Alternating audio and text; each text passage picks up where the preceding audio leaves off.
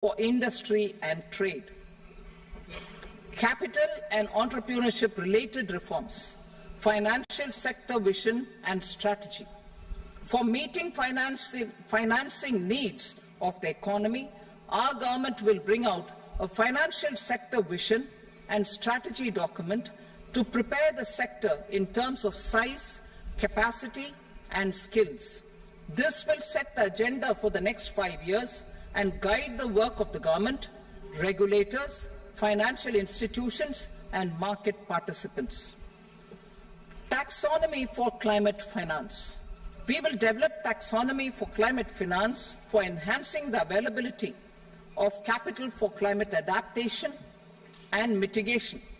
This will support achievement of the country's climate commitments and green transition. Variable capital company structure.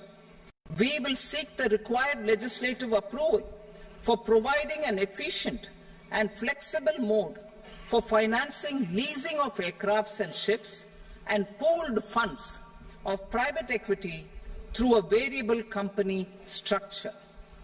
Foreign direct investment and overseas investment. The rules and regulations for foreign direct investment and overseas investments will be simplified to 1. Facilitate foreign direct investments, 2. Nudge prioritization, and 3. Promote opportunities for using Indian rupee as a currency for overseas investment. NPS Vatsalya. NPS Vatsalya, a plan for contribution by parents and guardians for minors, will be started. On attaining the age of majority, the plan can be converted seamlessly into a normal NPS account. Use of technology. We have successfully used technology for improving productivity and bridging inequality in our economy during the past 10 years. Public investment in digital infrastructure and innovations by the private sector have helped in improving access of all citizens, particularly the common people, to market resources, education, health and services. We will step up adoption of technology towards digitalization of the economy. Ease of doing business. For enhancing ease of doing business, we are already working on the Jan Vishwas Bill 2.0. Further, states will be incentivized for implementation of the business reforms, action plans, and digitalization. Data and statistics. For improving data governance, collection, processing and management of data and statistics, different sectoral databases, including those established under the Digital India Mission, will be utilized with active use of technology tools. New pension scheme. The committee to review the NPS has made considerable progress in its work. I'm happy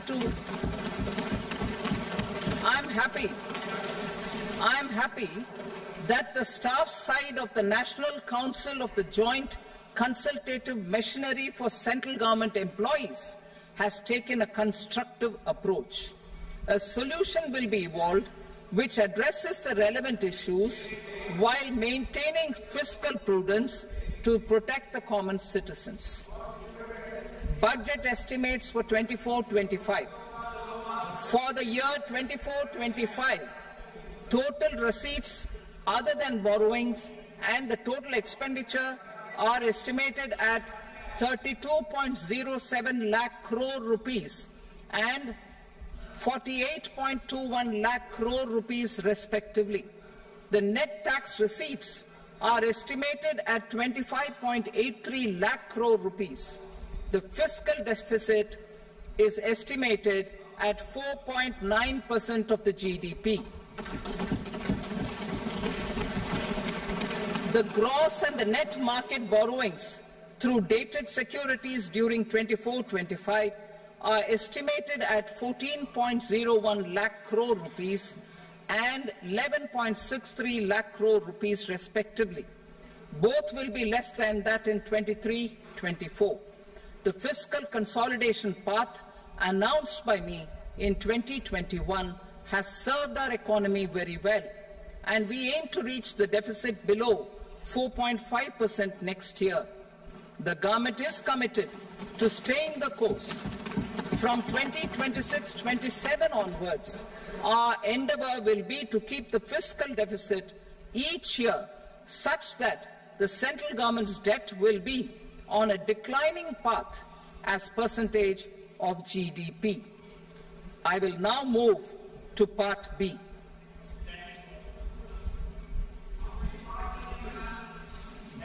Indirect taxes. Sir, I start with GST.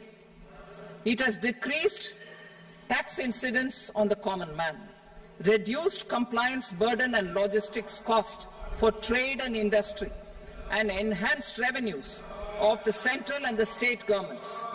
It is a success of vast proportions.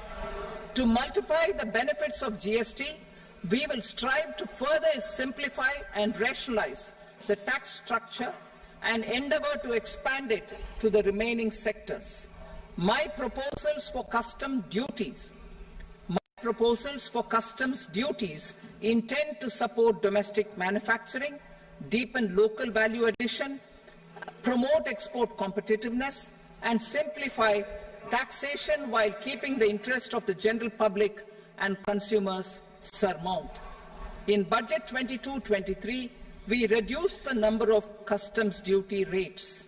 I propose to undertake a comprehensive review of the rate structure over the next 6 months to rationalize and simplify it for ease of trade, removal of duty inversion, and reduction of disputes. I shall now take up sector-specific customs duty proposals. Medicine and medical equipments. To provide relief to cancer patients, I propose to fully exempt 3 more medicines from customs duties.